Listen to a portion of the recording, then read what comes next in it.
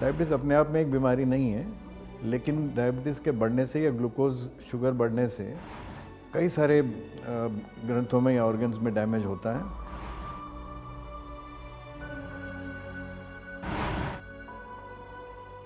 ये blindness, kidney failure, heart attack और stroke का एक बड़ा कारण है।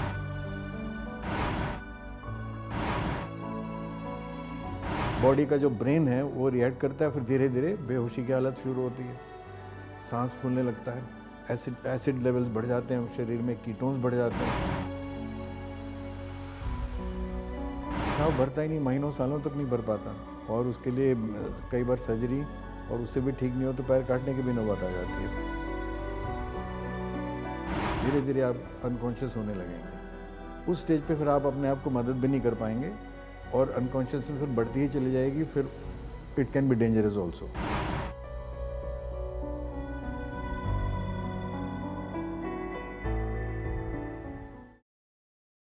नमस्कार, मैं हूं डिम्पल। स्वागत है आपका CNBC आवाज़ के खास शो सेहत की आवाज़ में।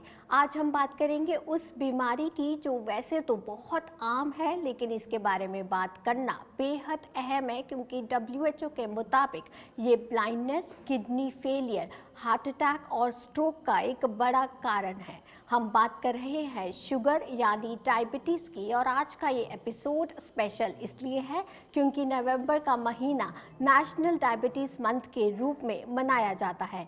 WHO के मुताबिक डायबिटीज़ की वजह से हर साल 15 लाख लोगों की जान जाती है, और डराने वाली बात यह है कि पिछले कुछ दशकों से इसके मामले बहुत तेज़ी से बढ़ रहे हैं।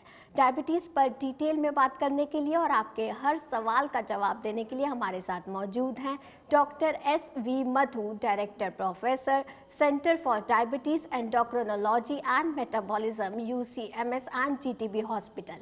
डॉक्टर मधु, स्वागत है आपका हमारे शो में। नमस्कार। डॉक्टर मधु, आपसे सबसे पहला सवाल यही होगा कि डायबिटीज़ या जिसे हम शुगर कहते हैं, ये है क्या? डायबिटीज़ या मधुमेह जिसको कहते हैं, खून में जब ब्लड ग्लूकोज की मात्रा बढ़ जाती है और बढ़ी रहती है कुछ महीने या सालों तक, तो उसको डायबिटीज़ कहते हैं सरल शब्दों में। शरीर में पैंक्रियाज एक ग्रंथ है जहाँ से इंसुलिन निकलता है, जैसे आप आम जनता भी जानती होगी, और इंसुलिन की कमी से ये बीमारी हो जाती है।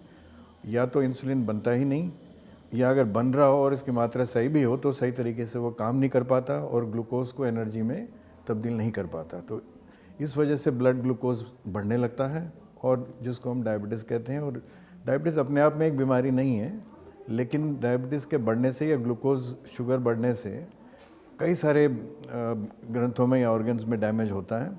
शरीर के कोई भी ऐसा हिस्सा नहीं है जिसमें इसका प्रभाव ना हो, इसलिए वो खतरनाक है, इसलिए हम उसको बीमारी के तौर पे देखते हैं, और उसका कंट्रोल करना और इलाज करना आवश्यक है। बात जब डायबिटीज़ की आती है तो दो टर्म्स बहुत सुनने को मिलते हैं, वो है टाइप 1 और टाइप 2। ये क्या है? डायबिटीज़ कई प्रकार के हैं।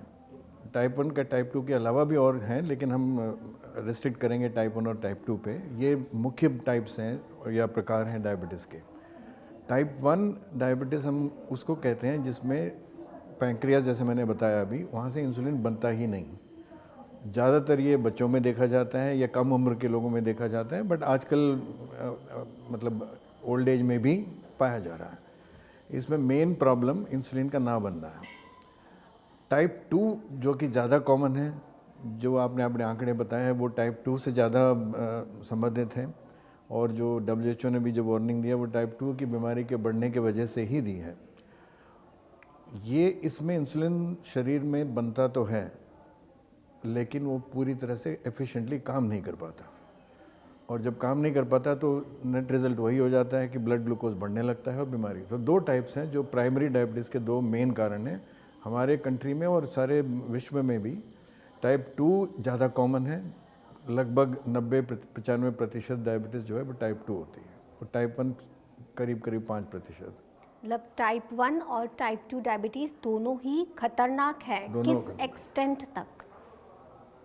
दोनों बीमारियां खतरनाक हैं, क्योंकि जो शरीर के अन्य हिस्सों पे जो प्रभाव का सवाल है वो तो ग्लूकोज के बढ़ने से होता है। कारण कुछ भी हो, चाहे इंसुलिन नहीं बन रहा हो या काम नहीं कर रहा हो, बात तो वही है। तो जो इफ़ेक्ट्स हैं, जिसको हम जटिलताएं या कॉम्प्लिकेशंस कहते हैं, वो दोनों में बराबर है। टाइप 1 भी खतरनाक है, टाइप 2 भी खतरनाक है। कई बार लोगों में ये ऐसे गलत धारणा भी है कि टाइप 2 बीमारी जो है वो कम सीरियस है, टाइप 1 ज़्यादा सीरियस है और ख़तरनाक है, लेकिन ये गलत है। टाइप 2 भी उतनी ही खतरनाक है, उतने ही लॉन्ग टर्म में डैमेज कर सकता है जितना टाइप 1 करता है। कितना शुगर लेवल नॉर्मल माना जाता है? इसको मैं 2 हिस्सों में जवाब दूंगा। नॉर्मल शुगर तो ऐसा है कि फास्टिंग अगर हम 70-80 होती है और अबाउट 110-120 खाने के बाद या भरे पेट की होती है, लेकिन ज़्यादा महत्वपूर्ण है हम डायबिटीज़ कब कहेंगे, है ना। जब मैंने बताया वो एवरेज है, अगर पॉपुलेशन नॉर्मल पॉपुलेशन में लेंगे एवरेज निकल के आएगा, लेकिन डायबिटीज़ हम तब कहेंगे जब ग्लूकोज लेवल एक मात्रा से ज़्यादा हो, जिसके वजह से ये कॉम्प्लिकेशन जो मैं बता रहा था उसकी संभावना बढ़ जाए, तो उसका आंकड़ा जानना बहुत ज़रूरी है। फास्टिंग या खाली पेट अगर 126 ब्लड ग्लूकोज मिलीग्राम पर डेसीलीटर कहते हैं, उससे अगर अधिक हो या भरे पेट 200 से अधिक हो और सिम्टम्स भी हों, तब तो हम डायबिटीज़ कहेंगे। मान लो सिम्टम्स नहीं भी हों, कई लोगों में देखा गया कि टाइप 2 में डायबिटीज़ में खासकर कोई सिम्टम नहीं होते, 50% पेशेंट में कोई सिम्टम नहीं होते, तो आपको स्क्रीन करके डायबिटीज़ का डायग्नोसिस करना पड़ता है, तो उसके लिए ग्लूकोज का इस्तेमाल होता है। उसके लिए फिर हमें ग्लूकोज पिला के और 2 घंटे बाद का ग्लूकोज नापना होता है ब्लड में, और उसको हम कहते हैं पोस्ट ग्लूकोज वैल्यू, और वो भी 200 मिलीग्राम पर डेसीलीटर, तब डायबिटीज़ माना जाता है। लेकिन एक और बात आपको जानना आवश्यक हो जाएगा दर्शकों को, कि नॉर्मल और डायबिटीज़ के बीच में एक स्टेज होता है, प्री डायबिटीज़ को कहते हैं। वो इसलिए महत्वपूर्ण है क्योंकि उस स्टेज पे अगर हम डायग्नोज कर पाएँ तो हम डायबिटीज़ को प्रिवेंट कर सकते हैं। उसमें डायबिटीज़ होने की संभावना बढ़ जाती है, प्रिवेंशन करने के लिए वो मौका देता है। तो इसलिए वो 110 और 126 फास्टिंग या खाली पेट, या पोस्ट ग्लूकोज 140 और 200 के बीच में अगर वैल्यूज़ नंबर निकल के आते हैं तो हम उसको प्री डायबिटीज़ कहते हैं। और उसी स्टेज पे हम अपने प्रिवेंटिव मेजर्स जो भी हम डिसाइड करें वो अगर शुरू कर दें तो डायबिटीज़ से हम बच सकते हैं। अगर शुगर लेवल बहुत हाई हो जाता है तो पेशेंट को सबसे पहला काम क्या करना चाहिए? शुगर बहुत ज़्यादा हो जाता है, वो कई कारण है। अचानक हम ये मान के चल रहे हैं कि उनका शुगर कंट्रोल में था और अचानक उन्होंने टेस्ट किया तो बढ़ावा मिल गया, है ना। तो उसके कई कारण हो सकते हैं। कई बार तो लोग मरीज़ अपने इंसुलिन या दवाई लेना भूल जाते हैं या लेते नहीं, कई कारण। कई बार उनको बुखार हो गया, इन्फेक्शन हो गया, उससे भी शुगर बढ़ जाता है, या कुछ और स्ट्रेस, बहुत ज़्यादा स्ट्रेस हो जाए या हार्ट अटैक हो जाए, कुछ और ऐसी चीज़ हो जाए तो अचानक शुगर बढ़ता है। तो वजह कई हो सकते हैं। और ख़ासकर आप कह रहे हैं कि शुगर लेवल बहुत ज़्यादा बढ़ जाए, मान लो बहुत ज़्यादा कम कहते हैं 450-500 से ऊपर हो जाए अचानक। इस स्थिति में जिसको हम एक्यूट हाइपरग्लाइसेमिक क्राइसिस या मेटाबॉलिक क्राइसिस भी कहते हैं, अगर इससे रिस्क बढ़ जाता है। एक्यूट कॉम्प्लिकेशंस, आपने कॉम्प्लिकेशंस की जैसे बात करी, एक्यूट कॉम्प्लिकेशंस हो जाते हैं जब शुगर बहुत ज़्यादा बढ़ जाती है 500-600 के ऊपर, जिसको हम कीटोएसिडोसिस भी कहते हैं कई बार। तो इसलिए उसको वहाँ तक ना जाएं, तो हर मरीज़ को इस पे ध्यान रखना होगा। जब शुगर ज़्यादा हो जाए तुरंत उसको पानी खूब लेनी होगी, सबसे पहले तो पानी खूब पीना होगा, फिर वजह ढूंढने के लिए अपने डॉक्टर से सलाह करना आवश्यक है। अगर पानी वानी पी के अगर शुगर लेवल डाउन नहीं हो रहा कुछ घंटों में, तो बेस्ट यही है कि अपने डॉक्टर को कंसल्ट करें, क्योंकि वजह ढूंढना ज़रूरी है। और अगर बाई चांस उसने अपनी गोली इंसुलिन मिस की है तो तुरंत ले लें, क्योंकि ये बहुत बड़ी गलती हमारे पेशेंट्स करते हैं कि अपने कई बार नहीं मिलती, कई बार कहीं और चले जाते हैं। खासकर टाइप 1 के पेशेंट्स में बहुत रिस्की होता है। एक इंसुलिन शॉट भी अगर मिस कर जाए तो शुगर अचानक बढ़ जाता है, और उस टाइम अगर दोबारा उसको डिले करें ट्रीटमेंट तो फिर वो सीधा इमरजेंसी में पहुंच जाते हैं। इसलिए जैसे आपने सवाल पूछा, उस स्टेज पे, ताकि शुगर लेवल वहीं रुकी रहे और नॉर्मल पे आ जाए और आगे बढ़ के क्राइसिस पे ना जाए, तो उनको पानी खूब लेना है, अपना दवाई टाइम से लगाना है, अगर भूल गए तो तुरंत लगा लें, और 1-2 घंटे में आराम नहीं मिले तो अपने डॉक्टर की सलाह ज़रूर करें। अगर शुगर बहुत हाई हो जाती है तो बॉडी में क्या क्या बदलाव आते हैं? इसी को मैं कह रहा था कि डायबिटिक कीटोएसिडोसिस एक इम्पॉर्टेंट स्टेट है। बदलाव ये होता है कि जब बहुत ज़्यादा ग्लूकोज बढ़ता है, तो इवन नॉर्मली आपने देखा होगा कि जो सिम्टम्स होते हैं डायबिटीज़ पेशेंट के, पेशाब बार बार आना, भूख ज़्यादा लगना और प्यास ज़्यादा लगना। और अगर 500-600 जैसे हम बात करें तो बहुत ज़्यादा बढ़ जाए, तो ये चीज़ बहुत ज़्यादा हो जाता है सबसे पहले। इसका क्या मतलब हुआ? शरीर से पानी निकल रहा है बाहर, ग्लूकोज तो निकालने की कोशिश कर रहा है बॉडी, साथ साथ ग्लूकोज भी निकल रहा है, साथ साथ इलेक्ट्रोलाइट्स भी निकल रहे हैं, तो शरीर में पानी की और इलेक्ट्रोलाइट्स की कमी होने लगती है। और अगर हम इसको इग्नोर करें तो इतनी ज़्यादा कमी हो जाती है कि बिल्कुल सीवियर डिहाइड्रेशन में मरीज़ पहुंच जाता है। और फिर जैसे बहुत ज़्यादा उल्टियाँ 10 लग जाएं तब भी डिहाइड्रेशन होता है। इसमें उल्टी 10 तो नहीं लगती, लेकिन पानी पेशाब के ज़रिए निकल रहा है शरीर से, और काफ़ी तादाद में निकल रहा है, तो इसलिए सीवियर डिहाइड्रेशन हो जाती है। और जब सीवियर डिहाइड्रेशन हो जाता है तो बॉडी का जो ब्रेन है वो रिएक्ट करता है, फिर धीरे धीरे बेहोशी की हालत शुरू होती है, सांस फूलने लगता है, एसिड लेवल्स बढ़ जाते हैं शरीर में, कीटोन्स बढ़ जाते हैं। तो ये ऐसे कॉम्प्लिकेट होते हैं कुछ घंटों में ही, खासकर टाइप 1 के पेशेंट्स वो बिल्कुल बेहोश की हालत में पहुंच जाते हैं, और अगर उसका टाइमली इलाज तब भी ना किया जाए तो मौत भी हो सकती है। तो इसलिए बड़ा रिस्की मामला है।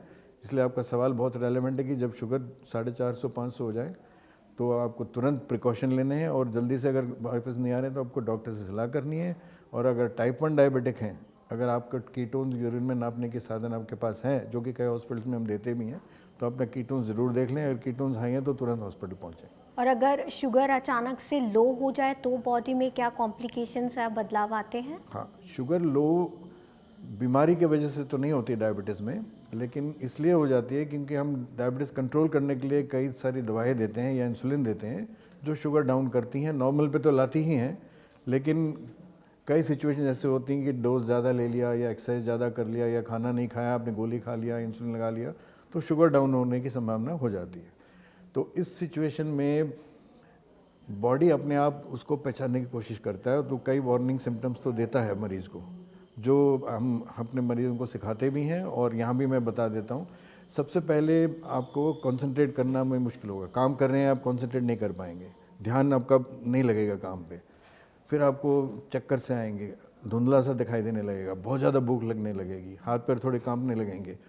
तब आपको वार्निंग है कि भाई शुगर साइड डाउन हो रहा हो, आप अगर चेक कर सकते हैं तो कर लीजिए, नहीं तो कम से कम कुछ ले लीजिए। और अगर तब भी आप इग्नोर करते हैं तो आपके दिल की धड़कन बढ़ने लगेगी, पसीने आने लगेंगे। तो ये सब बॉडी का रिएक्शन है जो शुगर डाउन होने पे होता है। तब आपको करेक्ट करने का मौका देता है। अगर तब भी नहीं करेंगे तो फिर ब्रेन पे इसका इफेक्ट होता है। तो वही जो मैं पहले बता रहा था, शुगर बढ़ने से जो होने लगता है वही फिर शुरू हो जाएगा, धीरे धीरे आप अनकॉन्शियस होने लगेंगे। उस स्टेज पे फिर आप अपने आप को मदद भी नहीं कर पाएंगे, और अनकॉन्शियसनेस फिर बढ़ती ही चली जाएगी, फिर it can be dangerous also. तो उस स्टेज पे तो कई बार बहुत ज़्यादा लो हो जाए, 20-30 तक शुगर पहुंच जाए तो खतरा भी हो सकता है। अगर बहुत ज़्यादा शुगर लो हो जाती है अचानक से, तो पेशेंट सबसे पहली चीज़ क्या करे? वही तो अभी जैसे मैंने वार्निंग सिम्टम्स बताए, तो उसका पहचानना बहुत ज़रूरी है। इसलिए हम हर मरीज़ को सिखाते हैं, और ये तो हर डायबिटिक पेशेंट को जानना, और हाइपोग्लाइसीमिया भी हम इसको कहते हैं, शुगर जब लो हो जाता है, उसका पहचान करना बहुत ज़रूरी है अर्ली। इन सिम्टम्स से पहचान में आ जाता है। जैसे वो आपको तुरंत आइडियली ग्लूकोज लेना चाहिए, क्योंकि हमें शुगर लेवल तुरंत बढ़ाना है, और ग्लूकोज से ज़्यादा बेहतर कुछ भी नहीं है जो ग्लूकोज तुरंत बढ़ा ले मिनटों में। तो अब हम सलाह ये देते हैं कि 15 से 20 ग्राम ग्लूकोज पानी में घोल के 5-7 मिनट में पी जाएं। और अगर ग्लूकोज अवेलेबल नहीं है तो कोई भी मीठी चीज़ जो आपके पास उपलब्ध हो उसका सेवन ज़रूर करें। और it can be fruit juice, chocolate भी हो सकता है, चीनी हो सकती है, या कोई भी मीठी चीज़ जो, बट बेस्ट ग्लूकोज है, क्योंकि सबसे फास्ट वही बढ़ाता है। और अगर आपके पास शुगर नापने के बजाय अगर ग्लूकोमीटर है घर में, तो आप चेक कर लें शुगर लेवल नाप के, और ग्लूकोज के बाद भी देख लें 15-20 मिनट। अगर बढ़ गया तो ठीक है, नहीं बढ़ा है तो दोबारा ले लें। तब भी अगर आराम नहीं है तो आपको हॉस्पिटल जाना होगा। मतलब अगर शुगर हाई हो जाती है तो पानी पिए, और लो होने की स्थिति में कुछ मीठा खा लें। मीठा ग्लूकोज आइडियल, ग्लूकोज नहीं हो तो फिर कोई मीठा ज़रूर लें। और किस उम्र में शुगर का सबसे ज़्यादा खतरा होता है? नहीं, ऐसा कुछ नहीं है कि उम्र के हिसाब से खतरा में कोई फ़र्क है, बट ये ज़रूर है कि अगर एक्सट्रीम्स ऑफ एज, अगर बहुत छोटा बच्चा है या बहुत बुज़ुर्ग आदमी है, उसमें यही जो कॉम्प्लिकेशन जो बताई मैं, उनका असर ज़्यादा होता है शरीर पे। अगर यंग आदमी 20-30 का हो तो वो टॉलरेट कर लेता है हाई शुगर और लो शुगर बेटर। तो उस हिसाब से एक्सट्रीम्स ऑफ एज हम कहते हैं, या तो बुज़ुर्ग हो 70-80 साल का हो, या फिर बिल्कुल बच्चा हो 7-8 साल से कम या उस उम्र को। तो उसमें जब भी शुगर बढ़े या कम हो उसको विशेष ध्यान रखना पड़ता है। और क्या शुगर की बीमारी पूरी तरह से ठीक हो सकती है? ये अच्छा सवाल है आपका। हम आम तौर पर शुगर कंट्रोल हो सकता है, दवाइयों से पूरा कंट्रोल होकर आप नॉर्मल लाइफ तो जी सकते हैं, लेकिन क्योर इसका नहीं है। ये नहीं हम कह सकते कि शुगर जड़ से हम इस बीमारी का इलाज कर सकते हैं और जड़ से वो चली जाएगी। लेकिन कुछ सालों से हम एक डायबिटीज़ रिवर्सल की बात सुन रहे हैं और ये ज़्यादा पॉपुलर भी हो रहा है कि, और कई मरीज़ हम आके पूछते भी हैं कि ये तो रिवर्सल के प्रोग्राम चल रहे हैं सारे कंट्री में, तो क्या हमारा डायबिटीज़ ठीक हो सकता है? कि उसको हम अगर सही तरीके से देखें, वो रिवर्सल नहीं कहना चाहिए, उसको डायबिटीज़ रेमिशन हम कहते हैं। डायबिटीज़ रेमिशन का मतलब आप डायबिटीज़ को इस तरीके से उसका इलाज हम कर सकते हैं, कुछ अब मैं समझाऊंगा अभी, जिससे आपका डायबिटीज़ कंट्रोल ही ना नहीं, वो इस हद तक आप नॉर्मल पे ला सकते हो कि आप दवाएं बंद भी हो सकती हैं, और अगर हम 3 महीने तक दवाएं बंद रहें और आपका शुगर नॉर्मल रहे तो उसको हम रेमिशन कहते हैं। लेकिन रेमिशन एक तो है रेमिशन करना, दूसरा है कि रेमिशन को रिलैप्स से बचाना। तो रेमिशन हो गया इसका मतलब ये नहीं कि क्योर हो गया। ये आमतौर पर जो मरीज़ हैं वो सोचते हैं एक बार हमारा नॉर्मल हो गया, दवाई छूट गई तो मैं तो नॉर्मल हो गया, क्योर हो गया। ऐसा नहीं है। निमोनिया है, आपने ट्रीट कर दिया, आपकी निमोनिया ख़त्म हो गई तो आप क्योर हो गए। डायबिटीज़ ऐसा नहीं है, रेमिशन कहते हैं इसको। इसलिए अभी तो नॉर्मल है, एक तरह से क्योर भी है, लेकिन टेम्पररी है। अगर आप दोबारा वही गलतियाँ करोगे आपका जीवन शैली में और चीज़ें, आप प्रिवेंटिव मेजर्स नहीं लेंगे तो आपको दोबारा डायबिटीज़ के लेवल या नंबर बढ़ जाएंगे, आप दोबारा डायबिटीज़ की दवाई आपको लेनी पड़ जाएगी। तो इसलिए रेमिशन पॉसिबल है, और WHO ने भी इस बात को माना है कि रेमिशन पॉसिबल है, खासकर टाइप 2 डायबिटीज़ में। टाइप 1 में कुछ नहीं पॉसिबल है। टाइप 1 का इलाज इंसुलिन है और इंसुलिन आपको लेना ही पड़ेगा। टाइप 2 में रेमिशन पॉसिबल है, जिसको हम क्योर या रेमिशन जो भी कहना चाहें। ये देखा गया है कि अगर डायबिटीज़ 5-6 साल ही अभी हुए हैं डायग्नोसिस हुए, या मोटापा मेजर फैक्टर है डायबिटीज़ का, या आपका A1C जिसको हम कहते हैं HbA1c वो बहुत ज़्यादा नहीं है, आप इंसुलिन पे नहीं हैं, आपको बहुत ज़्यादा कॉम्प्लिकेशंस अभी जटिलताएँ नहीं हुई हैं डायबिटीज़, सो आप एक कैंडिडेट हो सकते हैं जिसमें ये रिवर्सल ट्राई किया जा सकता है। और अगर आप वेट लॉस, मोटिवेट भी होना चाहिए पेशेंट को, क्योंकि 10-15 किलो वेट घटाने के लिए आपको आपकी क्षमता होनी चाहिए और मोटिवेटेड रहना चाहिए। आप ये सब करेंगे तो एक प्रोग्राम में आपको रजिस्टर करके और आप लाइफस्टाइल चेंज करके आप कर सकते हैं। और कई बार सर्जरी भी, जिसको हम बेरियाट्रिक सर्जरी भी कहते हैं, अगर आपका वेट बहुत ज़्यादा है तो बेरियाट्रिक सर्जरी का भी एक ऑप्शन है, जिससे आपका डायबिटीज़ कंट्रोल होकर रिवर्स भी हो सकती है। सो आज की डेट पे हम ये नहीं कह सकते कि बिल्कुल क्योर नहीं है। वर्ड क्योर गलत है, रेमिशन हो सकती है, और रेमिशन 1-2-3 साल तक भी रह सकती है, और अगर आप प्रिवेंटिव मेजर्स लेंगे तो लंबे अरसे तक भी रह सकती है टाइप 2 में। क्या डायबिटीज़ को प्रिवेंट करने में योगा का भी कोई रोल है? जी, डायबिटीज़ में ये देखा गया है वर्ल्ड वाइड, कई सारे रिसर्च इसमें हुआ है, और डायबिटीज़ हम यही कहते हैं कि डायबिटीज़ प्रिवेंट करना ज़्यादा बेटर है, क्योंकि एक बार बीमारी लग जाए तो कॉम्प्लिकेशंस का रिस्क तो रहता ही है, प्लस कई सारे रिस्ट्रिक्शंस हो जाती हैं, दवाई लेनी पड़ती है, उसके अपने कॉम्प्लिकेशंस हैं। इसलिए बेस्ट है कि प्रिवेंट अगर कर पाएँ तो बेस्ट है। इसमें जो रिसर्च ये बताता है कि लाइफस्टाइल या जीवन शैली जिसको हम कहते हैं, उसका सुधार करने से डायबिटीज़ प्रिवेंट हो सकता है। इसमें रिसर्च बाहर भी हुआ है, इंडिया में भी हुआ है, और ये देखा गया कि करीब करीब बाहर तो उन्होंने 50% से भी अधिक रिस्क कम करने की वो एविडेंस दिया है। इंडिया में करीब करीब 20-30% डायबिटीज़ का रिस्क कम हो सकता है अगर आप सिर्फ एक्सरसाइज और डाइट पे आप ध्यान दें, खान पान पे। योगा पे कोई कुछ स्टडीज़ पहले थी कि जो बताती थी कि डायबिटीज़ में इसका फ़ायदा हो सकता है, थोड़े ग्लूकोज कम हो सकती है। कुछ स्टडीज़ में 1-2 महीने के लिए देखा कि भाई हो सकता है शुगर्स प्रिवेंट भी हो जाएं, लेकिन लंबे तौर पे कोई स्टडी पहले नहीं हुई थी। इस सिलसिले में हमने एक रिसर्च किया है रिसेंटली, जो पब्लिश हुआ है साइंटिफिक जर्नल्स में, जो एक तरह से कह सकते हैं कि first time in the world जिसमें एविडेंस जनरेट किया है कि योगा एक प्रोग्राम, स्ट्रक्चर्ड योगा कहते हैं हम इसको, 40 मिनट का एक स्ट्रक्चर्ड पैकेज है, जिसमें कुछ योगासन है जो पहले भी हमारे लिटरेचर, एंशिएंट लिटरेचर में भी कहा गया है, और कुछ स्टडीज़ से भी ये निकल के आया है कि ये आसन और प्राणायाम ये डायबिटीज़ में शायद इसका असर हो सकता है, बेनिफिट। तो उसका एक पैकेज 40 मिनट का योगा का पैकेज हमने टेस्ट किया था कि लाइफस्टाइल, एक ग्रुप को लाइफस्टाइल दिया और एक ग्रुप को उस लाइफस्टाइल के साथ ये 40 मिनट का योगा का पैकेज भी दिया और 3 साल तक हम फॉलो करते रहे।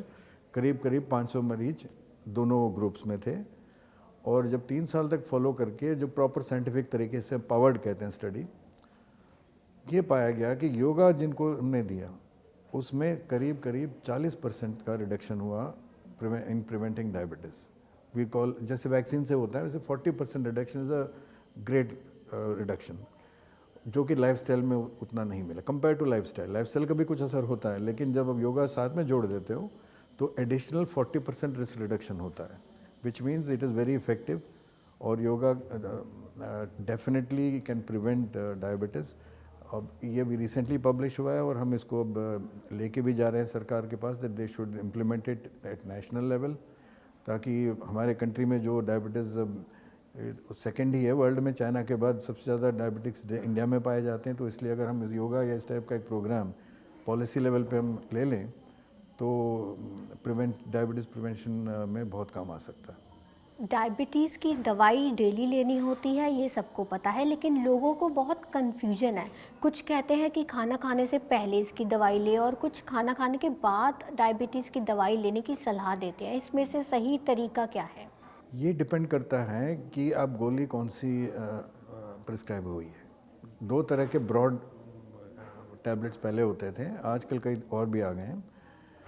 एक ग्रुप है जिसको हम सल्फोनाइल यूरियाज कहते हैं, जो आज की डेट पे ग्लाइमिपराइड नाम की एक दवाई है, जिसका काम है शरीर में पैंक्रियास से इंसुलिन के लेवल बढ़ाना। ऐसे दवाइयों को आपको खाने से पहले दी जानी चाहिए। जो ग्लाइमिपराइड आजकल जो इस्तेमाल करते हैं उसमें ऐसे 2 ही दवाइयाँ हैं, ग्लिक्लाजाइड या ग्लाइमिपराइड, जो पैंक्रियास से इंसुलिन सेक्रीट करवा के ब्लड लेवल बढ़ाती हैं। इस तरीके से काम करती हैं। उसको टाइम चाहिए। आपने खाना खाया उससे पहले आप नहीं लेंगे तो आपका इंसुलिन शरीर में लेवल बढ़ेगा नहीं। इन टाइम आपका खाना ब्लड में जा चुका होगा लेकिन दवाई की लेवल नहीं आएगी, इसलिए उसको खाना से पहले दिया जाता है। बाकी जितने भी दवाइयाँ हैं वो सारी खाने के बाद दे दी जाती हैं, क्योंकि उनका मोड ऑफ एक्शन डिफरेंट है। तो दोनों बातें सच हैं। कुछ दवाइयाँ खाने से पहले ली जाती हैं, आधे घंटे हम आमतौर पे बताते हैं, और दूसरी टाइप की दवाएं मोस्टली खाने के बाद दी जाती हैं। इंसुलिन भी खाने से पहले दी जाती है, क्योंकि इंसुलिन हम जो देते हैं शरीर में वो उसको टाइम लगता है। कुछ इंसुलिन 10-15 मिनट में उसका असर स्टार्ट होता है, कुछ में आधे घंटा लग जाता है। तो अगर आपने खाने के साथ दिया तो खाना से ग्लूकोज तो ब्लड में पहुंच गया, लेकिन इंसुलिन लेवल आया नहीं, तो आपका शुगर बढ़ जाएगा। तो इसलिए आपको इंसुलिन भी जो है खाने से या 10 मिनट, 15 मिनट या आधा घंटा, depending on type of insulin that you are giving, वो आपको पहले लेना पड़ता है। और कितनी फ्रीक्वेंटली हमें शुगर टेस्ट करवाते रहना चाहिए? फ्रीक्वेंसी ऑफ टेस्टिंग डिपेंड करता है पेशेंट पे। ऐसा हम ये नहीं कह सकते कि हर मरीज़ को इतना फ्रीक्वेंटली ही कराना है। वो मरीज़ के डायबिटीज़ पे डिपेंड करेगा, उनके और कॉम्प्लिकेशन से डिपेंड करेगा, और टाइप ऑफ डायबिटीज़, हमने टाइप 1 टाइप 2 की बात करी, उस पर डिपेंड करेगा। अगर हम टाइप 2 डायबिटीज़ की बात करें और अगर हम ये बात करें कि पेशेंट ऑलरेडी कंट्रोल्ड है, दवाएं असर कर रही हैं, एक ब्लड ग्लूकोज नॉर्मल हो चुका है, दवाई उसको लेनी, ऐसे मरीज़ को घर में शुगर टेस्ट करने की कोई आवश्यकता नहीं है। वो लैब में अपना टेस्ट कराएं, महीने में एक बार कराएं, काफ़ी है। 3 महीने में वो HbA1c का टेस्ट करें, वो भी काफ़ी है। लेकिन अगर दवाई में कोई बदलाव किया हमने, या अभी शुरू में डायग्नोसिस हुआ टाइप 2 का और अभी आप उनको ट्रीटमेंट अभी स्टेबलाइज कर रहे हैं, उसमें हो सकता है हफ्ते में एक बार टेस्ट कराना पड़े या 2 हफ्ते में कराना, बट लैब से काफ़ी है। घर से टेस्ट कराने के लिए टाइप 2 के लिए आमतौर पर ज़रूरत नहीं होती, जो कि कई मरीज़ समझते हैं कि गलत है, उनको करना चाहिए। टाइप 1 पेशेंट हो या टाइप 2 जिसमें इंसुलिन की रिक्वायरमेंट हो गई हो, उनमें हम सलाह देते हैं कि घर में टेस्टिंग आपको शुगर की करनी चाहिए, क्योंकि प्रॉपरली मॉनिटर जब तक नहीं करेंगे आपका कंट्रोल का नहीं पता लगता। दूसरा, लो शुगर कभी भी हो सकता है, उसको पकड़ने के लिए आपको फ्रीक्वेंटली घर में टेस्ट करना होता है। और ये frequency again depends on type and situation. अगर हम ये ज़रूर कहते हैं कि हफ्ते में आप 7-8 बार टेस्ट करें डिफरेंट टाइम्स पे, हम स्कैटर्ड चार्ट भी कहते हैं इसको। फास्टिंग किया, फिर खाने के नाश्ते के बाद कर लिया एक दिन, अगले दिन आपने लंच से पहले और लंच के बाद का कर लिया, अगले दिन आपने डिनर से पहले डिनर के बाद का कर लिया। ऐसे आप 6 से 8-10 रीडिंग हफ्ते में कर लें और डॉक्टर के पास जब जाएं आप कहीं नोट करके उनको दिखा दें, उनका अंदाज़ा हो जाता है 24 घंटे में आपका क्या पैटर्न ग्लूकोज का है, तो अकॉर्डिंगली वो उनको दवाई चेंज करने में मदद मिलती है।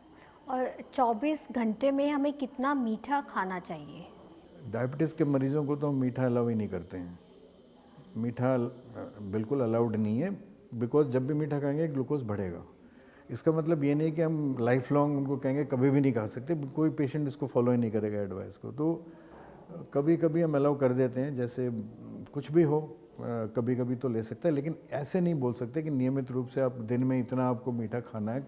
वो तो हम मना ही करते हैं, क्योंकि वो शुगर तो बढ़ाएगा ही।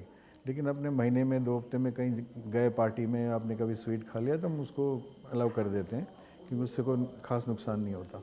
लेकिन अगर आप नॉन डायबिटिक की बात करें और अगर हम प्रिवेंशन ऑफ डायबिटीज़ के एंगल से इसको बात करें, तो मीठे से ज़्यादा मीठा या शुगर, इसका रिस्ट्रिक्शन है। WHO ने भी किया है और हर कंट्रीज़ ने भी अपना बनाया है। वो कहते हैं कि जितना आपका ऊर्जा या एनर्जी के लिए आप खाना खाते हैं, कैलोरीज जिसको हम कहते हैं, उसका 1/10 ही आपको शुगर से मिलना चाहिए, लेस देन 1/10, विच मीन्स रफली 6 से 9 चम्मच शुगर और शुगर कंटेनिंग फूड्स इन 24 घंटे। इससे ज़्यादा आपको नहीं लेना चाहिए। तो अगर हम मीठा बिल्कुल ही ना खाएं, कोई चीनी नहीं, मिठाई नहीं, आइसक्रीम नहीं, तो क्या हम डायबिटीज़ से बच सकते हैं? नहीं, ऐसा नहीं है। ऐसा नहीं है कि सिर्फ शुगर खाने से या मीठा खाने से शुगर की बीमारी हो, ऐसा नहीं है। अगर आप शुगर खाते हैं और बार बार मिठाई एक्सेस में खाते हैं महीनों सालों तक, उससे भी शुगर प्रेसिपिटेट हो सकता है, बट ये नहीं है कि वो मुख्य कारण है। कई सारे फैक्टर्स होते हैं, और ये बिल्कुल गलत है कि अगर हम शुगर नहीं खाएंगे तो हम डायबिटीज़ हमारी क्योर हो जाएगी या ठीक हो जाएगी। कार्बोहाइड्रेट्स हम जो खाते हैं उसमें प्रोटीन, फैट्स, कार्बोहाइड्रेट्स हम सब जानते हैं। कार्बोहाइड्रेट्स एक मात्रा तक हमें अलाउड है कि खा सकते हैं, कोई भी हेल्दी आदमी भी। और ग्लूकोज कार्बोहाइड्रेट से बनता है, तो अगर आप मीठा चीज़ नहीं भी खाएंगे तो भी कार्बोहाइड्रेट ज़्यादा खाएंगे तो ग्लूकोज बनेगा और ग्लूकोज बढ़ाएगा। तो ऐसे नहीं है कि आपका डायबिटीज़ नहीं होगी या डायबिटीज़ कंट्रोल में आ जाएगा। अगर कार्बोहाइड्रेट ज़्यादा खाएंगे तब भी आपका ग्लूकोज लेवल बढ़ेगा। लेकिन जो शुगर और मिठाई जो है उसमें 2 प्रॉब्लम और हैं। एक तो है उसको फ्री शुगर्स कहते हैं, मतलब तुरंत ग्लूकोज लेवल बढ़ा देगा। तो डायबिटीज़ का मरीज को क्या होगा, जैसे उसने मीठी चीज़ खाई, तभी तो हम कहते हैं कि जब लो शुगर हो जाए तो आप मिठाई खाइए, वो तुरंत जल्दी से जल्दी शुगर बढ़ा देगा। तो अब दवाई आपका असर कर नहीं पाएगा और शुगर लेवल बढ़ जाएगा, उससे प्रॉब्लम होगी। तो इसलिए शुगर हम इसलिए मना करते हैं। और शुगर ना लेने से कंट्रोल में रहेगा, मीठी चीज़ लेने से कंट्रोल में आसानी से कंट्रोल होगा, दवाई से कंट्रोल में होगा। ये सब बातें हैं, लेकिन बीमारी हट जाएगी और डायबिटीज़ नहीं होगी या बिल्कुल ही क्योर हो जाएगी, ऐसा नहीं है। वो कौन सी 3 चीज़ें हैं जो हर शुगर पेशेंट को रोज़ाना खानी ही चाहिए? ऐसा तो नहीं है कि हम ये मैंडेट करें कि आपको ये 3 चीज़ें खानी है, बट इन जनरल आहार बैलेंस्ड होना चाहिए, चाहे वो डायबिटिक हो चाहे नॉन डायबिटिक हो, जिसको हम संतुलित आहार कहते हैं या बैलेंस डाइट कहते हैं। बैलेंस डाइट तो डायबिटीज़ के लिए भी उतना ही यूज़फुल है जितना नॉन डायबिटिक पेशेंट को है। लेकिन हाँ, कार्बोहाइड्रेट बहुत ज़्यादा नहीं लेना। आप कार्बोहाइड्रेट खाएंगे उसमें जो प्लस पॉइंट है जो लेना चाहिए, कार्बोहाइड्रेट तो लेना ही लेना है एनर्जी के लिए, तो उसमें हम कहते हैं होल ग्रेन्स की जो कार्बोहाइड्रेट्स हैं वो लें, रिफाइंड कार्बोहाइड्रेट्स ना लें। दूसरा, वेजिटेबल्स और फ्रूट्स, ये हेल्दी हैं और ये डायबिटिक पेशेंट और इवन नॉन डायबिटिक पेशेंट में दे आर यूज़फुल। और डायबिटिक पेशेंट में भी हम एडवाइस करते हैं आप सैलेड्स और वेजिटेबल्स ज़्यादा लें और फ्रूट्स भी लें जितना नियमित मात्रा में। Third thing is you should take enough fibre. जो भी आप डाइट्स लेते हैं उसमें फाइबर ज़्यादा हो तो आप कंट्रोल करने में भी आसानी रहेगी, कॉम्प्लिकेशन से भी बचाएगा। तो ये 3 चीज़ें हम कह सकते हैं in general. First, balance diet, and then take these 3 things. ये तो लेना ही लेना है, तो इसमें आपको कॉम्प्लेक्स कार्बोहाइड्रेट या whole grain foods, fruits, vegetables, ये लें तो सही रहेगा। वो कौन से फूड्स हैं जो बिल्कुल ही नहीं खाने चाहिए डायबिटीज़ से बचने के लिए? नहीं, डायबिटीज़ पेशेंट को या डायबिटीज़ से बचने के लिए 2 दोनों अलग के अलग लिए चीज़ें बता हैं। दीजिए। डायबिटीज़ पेशेंट्स को थोड़ा सा डिफरेंट है, क्योंकि डायबिटीज़ पेशेंट्स को हम मीठी चीज़ें टोटली बैन करते हैं, बचने के लिए टोटल बैन तो नहीं करते। ये डायबिटिक पेशेंट इसलिए करते हैं क्योंकि उनका शुगर तुरंत बढ़ जाएगा लेवल ना, क्योंकि शरीर में इंसुलिन तो है नहीं, तो इसलिए आप मीठा खाएंगे तो तुरंत ही शुगर बढ़ जाएगा, जो हम अवॉइड करना चाह रहे हैं। तो वो तो बिल्कुल नहीं लेना होता है डायबिटिक पेशेंट्स को। और ख़ासकर जितने भी फ्री शुगर्स हैं, फ्रूट जूसेस हैं, कोला कार्बोनेटेड ड्रिंक्स हैं, स्वीटेंड ड्रिंक्स हैं, ये सब टोटली अवॉइड करनी चाहिए। चॉकलेट्स अवॉइड करनी चाहिए, और कुछ फ्रूट्स जिसमें हाई लेवल ऑफ शुगर हैं वो अवॉइड करनी चाहिए, जैसे ग्रेप्स हो गए, चीकू हो गया, केला स्पेशली बहुत राइप हो, इस टाइप के फ्रूट्स अवॉइड करनी चाहिए। अदरवाइज़ आप ले सकते हैं। एक और सवाल था हमारे दर्शकों का, मैं चाहूँगी कि आप इसका भी जवाब दें। जब डायबिटिक पेशेंट को कोई चोट लगती है हाथ में या पाँव में या कहीं भी, तो उनका घाव बहुत देरी से बढ़ता है, क्या ये सही है? जी बिल्कुल, ये इनफैक्ट कई मरीज़ आते पहले घाव नहीं भर रहा है इसलिए दिखाने आते हैं, उनका फिर शुगर टेस्ट जब करते हैं तो निकलता है शुगर की बीमारी भी है आपको। ये एक मुख्य कारण है घाव ना भरने का, ये सच है। और ये इसलिए होता है कि जब शुगर लेवल ज़्यादा हो जाता है लोकली या ब्लड के अंदर, तो जहाँ भी घाव बनता है वहाँ की शुगर लेवल भी बढ़ जाती है, और बैक्टीरिया या जो इन्फेक्शन करते हैं उनके लिए भी वो सोर्स ऑफ एनर्जी बन जाता है। तो इसलिए वो बैक्टीरिया के मल्टीप्लिकेशन में हेल्प करता है, तो इन्फेक्शन के बढ़ाने में वो इजीली मदद करता है। एक तो ये। दूसरा, जब शुगर लेवल बढ़ता है तो बॉडी की डिफेंस मैकेनिज्म भी ख़राब हो जाती हैं, वो सही तरीके से डिफेंड नहीं कर पाता अपने आप को, कई ऐसे चेंजेस हो जाती हैं, तो भरने में भी टाइम लगता है, हीलिंग में भी टाइम लगता है। तो कई बार तो ये देखा गया है कि खासकर पैर में या ऐसी जगह जहाँ पे हम वेट भी बेयर करने लगते हैं, ज़्यादा देर रेस्ट नहीं दे पाते, तो उसमें घाव भरता ही नहीं, महीनों सालों तक नहीं भर पाता, और उसके लिए कई बार सर्जरी, और उससे भी ठीक नहीं हो तो पैर काटने की भी नौबत आ जाती है। तो इसलिए डायबिटीज़ में इन्फेक्शन और वूंड, घाव का ना भरना एक कॉमन चीज़ है जो आम देखने को मिलता है।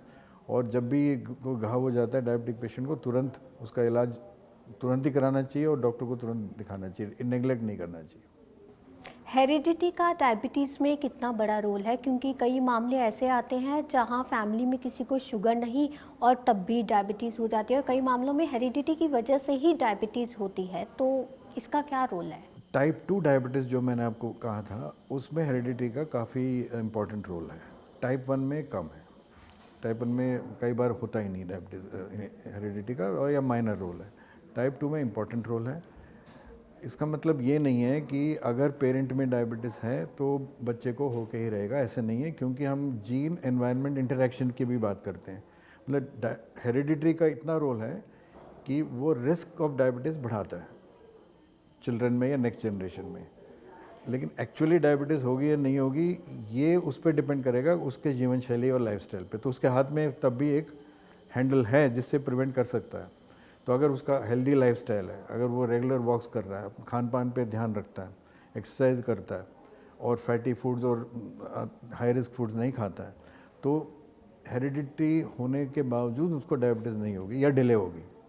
लेकिन अगर हेरिडिटरी है पर्टिकुलरली, और साथ में वो अब खान पान पे भी ध्यान नहीं करेगा, एक्टिविटी भी नहीं करेगा, और ये सब रिस्क फैक्टर्स अगर लागू हो जाते हैं, तो उसको जल्दी से जल्दी डायबिटीज़ होके ही रहेगा। सो कई बार जो आप मिसमैच की बात कर रहे हैं, हेरिडिटी होते हुए भी डायबिटीज़ नहीं होता, वो इसलिए नहीं होता कि वो अपना लाइफस्टाइल उसने चेंज कर रखा है, और इसलिए वो डायबिटीज़ मैनिफेस्ट नहीं हो पाता। शुगर लेवल को कंट्रोल करने में पहले प्री डायबिटीज़ पे ही रोक के रखा उसने, तो इसलिए नहीं हो पाता। आपका जो दूसरा एक्सट्रीम है, आपने ये बताया कि फैमिली में किसी को डायबिटीज़ नहीं थी, लेकिन इस पेशेंट में डायबिटीज़ है। उसके दो कारण हैं। एक तो जो उनके पेरेंट्स फॉर एग्जांपल, उन्होंने अपना लाइफस्टाइल इतना अच्छा रखा कि डायबिटीज़ का पता नहीं लगा। रिस्क तो उनमें भी था, लेकिन डायबिटीज़ बाहर निकल के उभर के नहीं आया, ब्लड ग्लूकोज लेवल कंट्रोल में रहे, लाइफस्टाइल उनका अच्छा रहा। लेकिन जीन्स तो थे जो उन्होंने अपने बच्चों पे उनको ट्रांसमिट किया है, और इस जनरेशन ने अपना लाइफस्टाइल सही नहीं रखा, तो उसमें डायबिटीज़ हो गई। एक तो ये सिचुएशन है। दूसरा ये है कि नॉन हेरिडिटरी फैक्टर्स भी हैं डायबिटीज़ में, ऐसा नहीं है कि सिर्फ हेरिडिटी से डायबिटीज़ होती है। सो नॉन हेरिडिटरी फैक्टर्स, अगर आप, मेरे को कोई हेरिडिटरी रिस्क नहीं है, तब भी अगर मैं अपना लाइफस्टाइल पे ध्यान ना रखूं, या कोई और कारण भी हैं जिसकी वजह से डायबिटीज़ हो सकती है, वो अगर होती हैं तो डायबिटीज़ तब भी हो सकती है। तो दोनों बातें हो सकती हैं। जैसे मैं हमेशा बताता हूँ, एक्सीडेंट होते हैं, एक्सीडेंट रैश ड्राइविंग से होते हैं, ये पता है। Rash driving is something like heredity. तो अगर रैश ड्राइविंग करेंगे तो ज़्यादा रिस्क है एक्सीडेंट का, लेकिन ज़रूरी नहीं है कि हर रैश ड्राइवर हमेशा एक्सीडेंट करेगा, है ना। और रिवर्स भी है, अगर आप सेफ ड्राइविंग भी करोगे तब भी एक्सीडेंट हो सकता है। ऐसा नहीं है कि आप सेफ ड्राइविंग करोगे कि कभी भी एक्सीडेंट नहीं होगा, सेम सिचुएशन है। Hereditary is equal to that rash driving. So वो आपके पास हो गया। अब आपका डिपेंड करता है कि आपकी लाइफस्टाइल कैसे, सेफ है तो आप ज़्यादा सेफ रहेंगे, सेफ्टी मेजर्स करेंगे, नहीं है तो नहीं होगा, रिस्क बढ़ जाता है। डायबिटिक पेशेंट्स को आप क्या टिप्स देना चाहेंगे फिट रहने के लिए? डायबिटीज़ पेशेंट्स को जो टिप्स देना चाहेंगे वो मेनली यही है। एक तो ये है कि आप अपना लाइफस्टाइल डिसिप्लिन करिए, बिकॉज वो मेजर फैक्टर है, चाहे प्रिवेंशन में हो चाहे ट्रीटमेंट पे हो। Lifestyle is the focus of all treatment. जब तक आप लाइफस्टाइल नहीं सुधारेंगे, अपना खान पान पे ध्यान नहीं रखेंगे, रेगुलर एक्टिविटी नहीं करेंगे, तो दवाई भी पूरी असर नहीं कर पाएंगी। तो एक तो पहला टिप तो यह है कि आप अपना लाइफस्टाइल बिल्कुल रेगुलेट करके रखें और डिसिप्लिन रहें और रेगुलर रहें। सेकंड, आपको अगर मेडिसिन पे स्टार्ट किया गया, चाहे वो ओरल टैबलेट्स हो चाहे वो इंसुलिन हो, आपको रेगुलर टाइमली मेडिसिन लेना ज़रूरी है। किसी भी कारण पे ऐसा नहीं होना चाहिए रेगुलर हो, कभी ले लिया कभी नहीं लिया, उससे ग्लूकोज लेवल ऊपर नीचे होती हैं और कॉम्प्लिकेशंस का रिस्क बना रहता है। तो रेगुलर ट्रीटमेंट आपको लेना ज़रूरी है। तीसरा, कॉम्प्लिकेशंस की वजह से हम डायबिटीज़ के डायग्नोसिस का इतना महत्व है, इसलिए कॉम्प्लिकेशंस का अगर आपका डॉक्टर बताते हैं आपकी टाइम टू टाइम ये टेस्ट करवाइए कॉम्प्लिकेशंस डायग्नोज करने के लिए, चाहे आई चेकअप हो, चाहे किडनी चेकअप हो, चाहे ब्लड प्रेशर का हो या कोई और हो टेस्ट, आप इसको डिले ना करें। जैसे आपको एडवाइस किया जाता है डॉक्टर की तरफ से, आप उसको रेगुलर टाइमली चेकअप्स करेंगे तो कॉम्प्लिकेशंस जल्दी से पकड़ में आएंगी, और अगर अर्ली डायग्नोसिस होगा तो उसका इलाज भी तुरंत हो सकता है और डॉक्टर आपकी मदद कर सकता है। अगर आप डिले करेंगे और किडनी आधी डैमेज हो गई, उसके बाद मदद कम मिल पाएगी। तो इसलिए ये 3 चीज़ें हैं मेरे ख्याल से। हेल्दी लाइफस्टाइल का पालन करें, ड्रग्स टाइमली लें, तीसरा कॉम्प्लिकेशंस के डिटेक्शन में मदद करें डॉक्टर का। और जिनको डायबिटीज़ नहीं है उनके लिए कोई खास सलाह? उनके लिए अगेन लाइफस्टाइल तो है ही, आपको लाइफस्टाइल वो तो बचपन से लेके through out the life, I think that is one thing common. Specially इसको हम लाइफस्टाइल डिजीज़ कहते हैं। डायबिटीज़ लाइक हार्ट डिजीज़ और other disease is called a lifestyle disease. Lifestyle disease का मतलब जीवन शैली से जुड़ी हुई है। तो आप अपना जीवन शैली अगर आप रेगुलर, एक्टिव और आपका खान पान भी मतलब लो रिस्क फूड्स की तरफ, फैटी फूड्स अवॉइड करें, फ्री शुगर्स अवॉइड करें जैसे मैंने बताया, ये सब, और नियमित मात्रा में आप अपना रखें, वेट अपना कंट्रोल में रखें, तो that is one major thing. So lifestyle is a major thing. दूसरा, स्ट्रेस, ये भी देखा गया आजकल के stress is an important factor. तनाव, मानसिक तनाव जो है, जिसके वजह से डायबिटीज़ उभर के आता है। और एक वो ये भी कारण है, अगर आपकी हेरिडिटी नहीं भी हो तब भी स्ट्रेस अगर आप लेते हैं बहुत ज़्यादा, तो स्ट्रेस की वजह से भी डायबिटीज़ हो सकती है। तो स्ट्रेस अवॉइड करें, चाहे आप वर्क प्लेस पे हो, चाहे घर में हो, फैमिली में हो, कुछ भी हो। टेक लाइफ ईजी, कहना आसान है लेकिन ये बड़ा इंपॉर्टेंट है लाइफस्टाइल डिजीज़ के लिए।